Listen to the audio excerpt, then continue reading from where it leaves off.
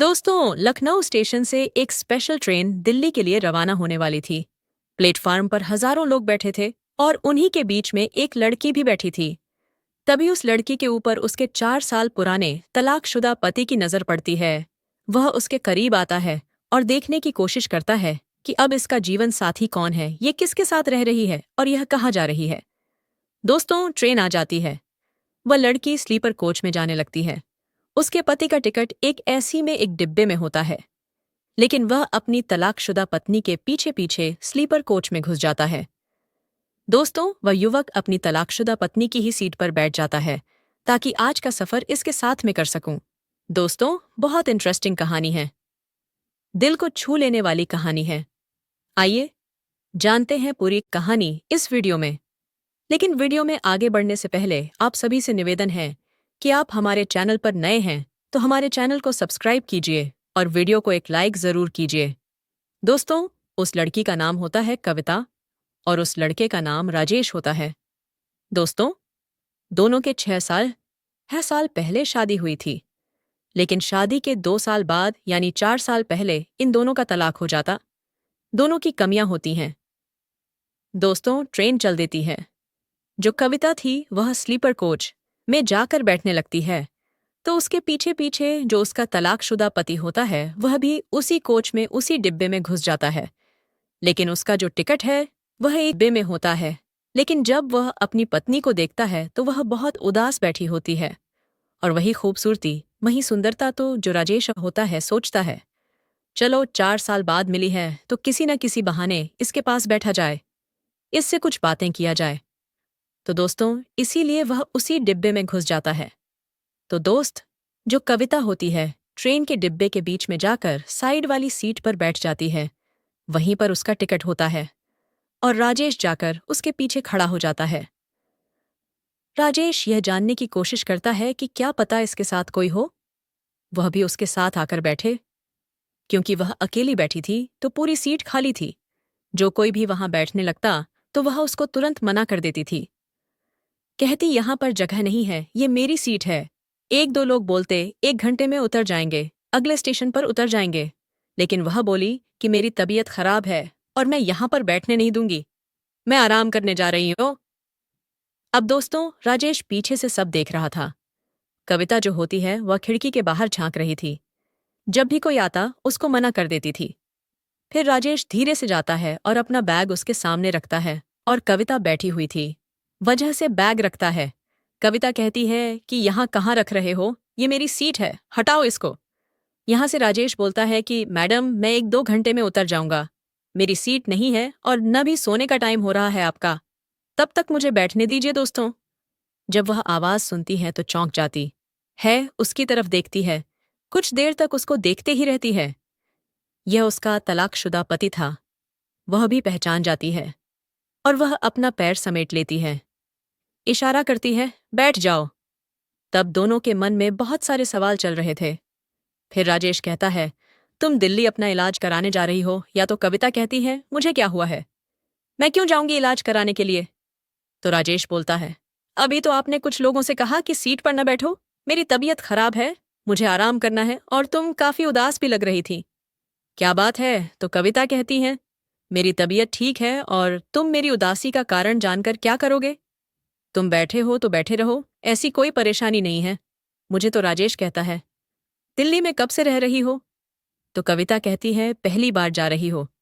अब वह उसको एकटक निहारने लगता है। कविता खिड़की के बाहर देखते देखते कभी कभी एक नज़र राजेश को भी देख लेती थी। दोस्तों, सर्दियों का महीना था। ट्रेन चलने लगती है तो ठंडी ठंडी हवा ट्रेन के अंदर आ रही थी। जो और पैसेंजर थे कुछ न कुछ ओढ़ने के लिए लाए थे, तो सब अपना निकालकर उड़ने लगते हैं। कविता भी अपने बैग से एक कंबल निकालती है और ओढ़ लेती है। लेकिन जो राजेश था उसको ऐसा कुछ लाने का मतलब ही नहीं था, क्योंकि ऐसी डिब्बे में सब कुछ मिलता है। चद्दर वगैरह वो कुछ घर से लाया नहीं था। तो जब ज्यादा ठंड लगने लगती है तो कविता उससे कहती है कि आप कुछ ओढ़ने के लिए नहीं लाए हो गया? राजेश कहता है, नहीं, मुझे ध्यान नहीं था, कुछ नहीं लाया। कविता कहती है कि आपको लाना चाहिए था, आपको ठंड लग सकती है। दोस्तों, अब जो अगला स्टेशन आता है, साइड की सीट का जो दूसरा पैसेंजर था वह ट्रेन में चढ़ता है। वो सीट पर आकर बैठने लगता है। उसके बैठते ही कविता कहती है, यहाँ पर सामान कैसे रख रहे हो? इस पर कहाँ बैठ रहे हो? ये सीट हमारी है। वह बोलता है कि क्या बात कर रहे हो, आधी सीट मेरी है। इसके बाद वो बोलती है, नहीं, यह पूरी सीट मेरी है। दोस्तों, कविता अपना टिकट निकालती है, राजेश को देती है। राजेश समझाता है कि आधी सीट तुम्हारी है, आधी सीट इनकी है। जब सोना होगा तो यह पूरी सीट तुम्हारी हो जाएगी, ऊपर वाली सीट इनकी हो जाएगी। अक्सर इस बात पर लोग लड़ने लगते हैं। उनको पता नहीं होता। जैसे अगला पैसेंजर आता है, उसको बोलते हैं, तुम ऊपर चले जाओ। लेकिन जहां तक बैठने का अधिकार है तो आधी सीट इनकी है। दोस्तों, कविता उसकी बात समझ जाती है। फिर वह चुप हो जाती है। तब तक वह आदमी खड़ा ही रहता है जो दूसरा पैसेंजर होता है। राजेश से कहता है, भाई साहब, आप इधर आ जाइए, तुम्हें अपनी सीट पर बैठ जाओ। दोस्तों, दूसरी खिड़की वाली सीट पर बैठ जाता है। उसके बाद फिर ट्रेन चल पड़ती है। जब ट्रेन चल पड़ती है, नया पैसेंजर आया था, वह भी अपना कंबल निकाल ओढ़ लेता है। अब दोस्तों, ठंड काफी बढ़ जाती है, तो कविता अपना कंबल जो है उसको उठाते हुए बोलती है, यहाँ कंबल ओढ़ लो, नहीं तो तुम्हारी तबीयत खराब हो जाएगी। तो राजेश कहता है कि नहीं, मुझे ठंड नहीं लगती।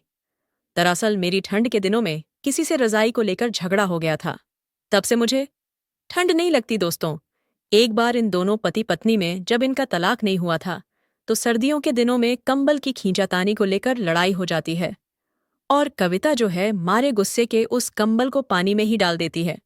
रात भर फिर दोनों कुछ और ही ओढ़कर गुजारा करते हैं। अब दोस्तों, राजेश का इशारा उसी की तरफ था। कविता भी समझ जाती है, मुस्कुराने लगती है, हंसने लगती है, कहती है कि उसमें जरूर आपकी गलती रही होगी। तो वह कहता है कि नहीं, अगले ने पानी डाल दिया। उस पर तो बताओ, मेरी गलती कहाँ से थी? दोस्तों, दोनों हंसने लगते हैं। उसके बाद सफर चलता है। दोस्तों, धीरे धीरे खाने का टाइम होता है, तो कविता कहती है कि आप खाना खा लो। तो वह कहता है, मैं कुछ लाया नहीं हूं, अभी आएगा कोई तो उसी से लेकर खा लूंगा, तो मगर लाई हो तो खा लो। तो दोस्तों, कविता कहती है, मेरा खाने का टाइम हो रहा है आपका, तो कुछ और टाइम हो रहा होगा, अपने बैग में रखा ही होगा, शुरू हो जाएगा। राजेश बोलता है कि अरे यार नहीं, ऐसी बात नहीं है, जैसा तुम समझ रही हो ऐसा कुछ भी नहीं है, मैंने पीना छोड़ दिया है। कविता हैरान हो जाती है, कहती है, कब से? तो वह बोलता है, करीब 3 साल हो गए, मैं नहीं पीता और ना ही कभी भी होगा। कविता कहती है, तुम झूठ बोल रहे हो, मुझे तो यकीन नहीं हो रहा। तो वह कहता, नहीं यार, मैं तुम्हारी कसम खाकर कहता हूं, मैं नहीं पीता। कविता बोली कि मैं कौन होती हो जो तुम मेरी कसम खा रहे हो? वह कहता है, किसी के भी कसम, दलालों, माँ बाबूजी की कसम, मैं नहीं पीता। दोस्तों, जो कविता होती है हैरान रह जाती है, कहती है कि इसके लिए आपने सब छोड़ दिया, इतना सारा कुछ हो गया, आपको पता ही है, आप अब जाकर शराब छोड़े, काश आप पहले छोड़ दिए होते तो कितना अच्छा होता। खैर, जो हो गया सो हो गया, अब आप सुधर गए, मैं तो भगवान से यही दुआ करती हूँ। यह सुनकर मुझे बहुत खुशी हुई कि आपने शराब छोड़ दिया है। सच बताऊं, मैं दिल से कह रही हूँ, मुझे बहुत सुकून मिला। आपकी यह बात सुनकर दोस्तों, कविता और राजेश के बीच में तलाक का सबसे मुख्य कारण जो था, वह यही था कि वह शराब का आदी था। अपने माँ बाप की भी नहीं सुनता था, हमेशा शराब पीकर मस्त रहता था, कविता से भी मारपीट करता था। राजेश की इन्हीं आदतों से कविता जो है तंग आ गई थी। उसके जो सास ससुर थे, यानी राजेश के माता पिता, उसको बहुत समझाते थे, लेकिन उसकी आदत न कोई सुधार नहीं हुआ। दोस्तों, कविता राजेश को बहुत चाहती थी, लेकिन वह इसकी इस आदत से बहुत परेशान रहती थी और अंत में हार कर वह दोस्तों, फिर कविता कहती है कि वाकई में मुझे यकीन नहीं हो रहा है, मुझे बहुत खुशी हुई। और बताओ, तुम्हारे घर में कौन है? मम्मी पापा कैसे हैं? आपका छोटा भाई कैसा है? मुझे उसकी बहुत याद आती है। दोस्तों, जो राजेश का छोटा भाई था, वह अपनी भाभी को बहुत मानता था। राजेश बोला, घर में सब थी ठीक है, और छोटे भाई की शादी हो गई 2 साल पहले। फिर उसने कहा, आपने शादी भी क्यों नहीं किया? फिर उसने कहा, गांव में मेरा नाम काफी खराब था, तो मैं गांव छोड़कर दिल्ली में रहता हूँ, माँ बाबूजी भी वहीं रहते हैं, लेकिन पहाड़ जैसी जिंदगी है, अकेले नहीं कट रही है, रहा हूं कहीं शादी कर लो। फिर दोस्तों, वो कविता से पूछता है कि तुमने शादी किया, कि नहीं तो कविता कहती है कि अभी तक तो नहीं किया, लेकिन मैं दिल्ली इसीलिए जा रही हूँ। मेरी एक फ्रेंड है, उसने कहीं रिश्ता लगा रखा है तो शायद मेरी शादी हो जाए। महीने 2 महीने में राजेश जब यह सुनता है तब थोड़ा उदास हो जाता है। फिर वह कहता है, मैं किसी को परेशान नहीं करता। मैं अब खाता पीता नहीं हूँ। मैं अब सुधर गया हो, कमाने लगा हो। उसकी इच्छा यही थी कि शायद कविता बोल दें कि अच्छा ऐसी बात है तो मैं आपके साथ रहने के लिए तैयार हूँ। लेकिन कविता बोली कि चलो अच्छी बात है, आप ऐसे ही अपनी आदत को बनाए रखें। अब आप शादी कर लीजिए। कोई भी आपके साथ खुश रह सकती है, उसे कोई परेशानी नहीं होगी। मैं तो भगवान से यही दुआ करूंगी कि आपकी शादी डील जल्दी हो जाए। दोस्तों, अब रात काफी हो गई थी, तो जो कविता थी वह कहती है कि 4 रोटी लाई हूं, चलो खा लेते हैं। थे राजेश कविता से कहता है, 2 रोटी में न तुम्हारा पेट भरेगा और न मेरा पेट भरेगा, क्या फायदा। तो वह बोली कि चलो पति पत्नी की तरह मिल बांट कर खा लेते हैं।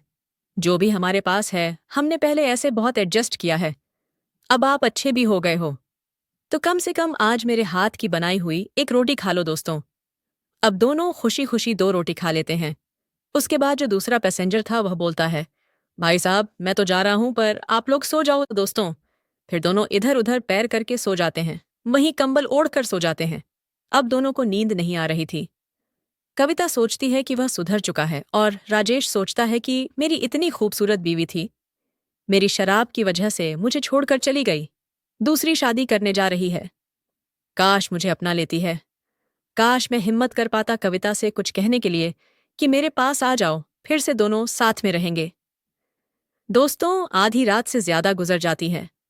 तभी जो कविता होती है वह उठती है, कहती है, आपको सर्दी लग रही है क्या। तो वह कहता है, हाँ लग रही है, क्या करूं। फिर कविता अपने बैग से एक मफलर निकलती है और उसके कानों में बांध देती है और कहती है, ठीक से सो जाओ दोस्तों। जब सुबह हो जाती है दोनों चाय पीते हैं, नाश्ता करते हैं दोस्तों। ट्रेन जब नई दिल्ली रेलवे स्टेशन पर पहुंच जाती है दोनों उतर जाते हैं। राजेश जो है उसको मफलर देने लगता है, जो उसको कानों में बांधने के लिए दे रखी थी। वह कहता है, मफलर बहुत अच्छा है, लगता है आपने अपने हाथों से इसे बनाया है। ये तो जेंट्स मफलर है। वह कहती है, हाँ मैंने उनके लिए बनाया है जिससे मैं शादी करने जा रही हूँ। आप चाहो तो इसको रख लो, मैं दूसरा बना लूंगी दोस्तों। वह रख लेता है, उसके बैग में हाथ डालता है तो उसकी जेब 5,000 रुपए पड़े थे। वो कविता को देने लगता है, ये रख लो। कुछ कविता कहती है, नहीं इसकी जरूरत नहीं है, मेरी एक फ्रेंड आने वाली है और आप पैसे रख लो, कोई दिक्कत नहीं है। तो वह कहता है, चलो मैं छोड़ दूं तो है, जहां जाना है कविता करती है। नहीं मेरी फ्रेंड आ रही है, आप जाओ दोस्तों। इतने में कविता के फ्रेंड आ जाती है, उसका नाम निशा होता है। वह बोलती है, कविता बता तुझे कोई दिक्कत नहीं हुई सफर में। तो कविता कहती है कि नहीं कोई दिक्कत नहीं हुई, लेकिन मैं तुझे क्या बताऊं, मेरा जो तलाकशुदा पति था वह भी भटकते भटकते मेरी सीट पर आ गया था, उसके पास टिकट भी नहीं था। तुझे क्या बताऊं, अब वह सुधर गया है, वह खाता पीता बिल्कुल भी नहीं है। उसे देखकर मुझे बड़ी दया आ रही है। वह मुझसे कुछ कहना चाहता था लेकिन शायद कह नहीं पाया, और जब वह जाने से जाने लगा तो मैं सच बताऊं, मेरी आंखों से आंसू आ गए थे। उसे जाते हुए देखकर तो निशा कहती है कि मरने दे, उसे ज्यादा दया दिखाने की जरूरत नहीं है। अब उसको समझ में आएगा कि तो कितनी सुंदर है। तुम उसको बता देते कि मैं शादी करने जा रही हो तो कहाँ, मैंने बता तो दिया है कि मैं शादी करने जा रही हूं। वो बड़ा उदास लग रहा था तो वह बोली, अब उस पर रहीम करने की जरूरत नहीं है। चल मैं तेरे लिए जो रिश्ता ढूंढा है उसको देखना, फिर तो खुश हो जाएगी। इतना अच्छा लड़का है, वो कमाने खाने वाला बंदा है, वहां तुझे कोई दिक्कत नहीं होगी। कल मेरे साथ चलना। अब दोस्तों, निशा जो है कविता को लेकर कमरे पर चली गई। इधर राजेश अपने घर चला जाता है। उसकी दिल्ली में एक छोटी सी फैक्ट्री थी जिसमें 25 लोग काम करते थे। अगले दिन राजेश अपनी फैक्ट्री पर पहुंचता है तो उस फैक्ट्री में जो निशा थी वह पाती थी। निशा उसे जाकर कहती है कि सर, जो मैंने लड़की आपको बताया था वह कि आ गई है, वह आपसे मिलना चाहती है। तो राजेश कहता है, हाथ मिलाओ तुम। तो कहती थी, हमारी फ्रेंड बड़ी अच्छी है, बहुत खूबसूरत है, जरा मैं भी देखूं कितनी खूबसूरत है, मुझे तो शादी करनी है। अगर वह मुझे अच्छी लगेगी तो मैं उससे शादी कर लूंगा दोस्तों। निशा आगे आगे आती है, पीछे से कविता आती है, दोनों जैसे कमरे में जाती हैं। ऑफिस में राजेश कविता को देखकर चौंक जाता है। वह कहता है कि अरे तुम वह बोलती हैं कि आप और यहाँ दोस्तों। राजेश निशा से कहता है, निशा? वह लड़की तो निशा कहती है, सच यही है। अब दोस्तों राजेश जो है वह कविता से कहता है, तुम कुछ बोलना नहीं है। फिर वह निशा से कहता है, अरे निशा तुम्हारी फ्रेंड बहुत अच्छी है, लेकिन यह तो शादीशुदा लग रही है। तुम तो कह रही थी लड़की कुंवारी है। तो निशा कहती है, हाँ सर बिल्कुल कुंवारी है। आपकी कसम आप पूछ सकते हो। मैं झूठ नहीं बोल रही हो, इसकी शादी अभी नहीं हुई है। राजेश कहता है, अरे निशा तुम क्यों कसम खा रहे हो? यही तो मेरी पहली पत्नी है, जिससे हमारा तलाक हो चुका है। अब दोस्तों निशा सॉफ्ट रह जाती है। उसने राजेश को बताया था कि लड़की बिल्कुल कुंवारी है, माँ बाप गरीब है, उसकी उम्र जो है 28 साल की हो गई है, उसकी शादी नहीं हो पाई है, लेकिन लड़की सही है दोस्तों। फिर राजेश कहता है कि निशा कहीं तुमने इनसे तो नहीं बताया कि मैं कुंवारा हो? तो वह कहती, नहीं सर मैं इतना झूठ नहीं बोलती दोस्तों। उसके बाद राजेश कविता से कहता है कि देखो कविता, ये समझ लो, निशा हमारे लिए भगवान है, इसने हम दोनों को मिलाया है। यहाँ पर इतने सारे लोग हैं, तुम किसी से भी पूछ सकते हो। अब मैं शराब कुछ होता भी नहीं हूँ, मैं कमाता हूँ, अपने माँ बाप की सेवा करता हूँ। तुम किसी से भी पता कर सकते हो, और भगवान ने मौका दिया है तो एक बार और तुम मुझे मौका दो। मेरे पास आ जाओ, मैं तुम्हारा एहसान जिंदगी भर मानूंगा। तुम चाहो तो मेरे बारे में किसी से भी पता कर सकते हो। दोस्तों उसके बाद कविता की आंखों में आंसू आ जाते हैं। वह कहती हैं, मुझे अब किसी से कुछ पूछने की जरूरत नहीं है। दोस्तों कविता राजेश के पास जाती है और उसके गले से लग जाती है। दोस्तों एक बार फिर से दोनों की जिंदगी बच जाती है। उसके बाद दोनों निशा को लाख लाख धन्यवाद देते हैं कि तुम्हारी वजह से हम दोनों फिर से मिल गए। दोस्तों शाम को जब राजेश कविता को लेकर अपने घर पर जाता है, अपने माँ बाप के सामने उसको लाता है कि देखो मम्मी पापा, ये आपकी बहू आ गई है। राजेश के मम्मी पापा जाए जब कविता को देखते हैं तो वह बहुत खुश होते हैं। फिर दोनों कविता को बहुत आशीर्वाद देते हैं। उसके बाद कहते हैं, बेटा ये लक्ष्मी थी, हमारे घर से चली गई थी और फिर हमारे घर में आ गई है। दोस्तों ये कहानी आप लोगों को कैसी लगी कमेंट करके ज़रूर बताएं।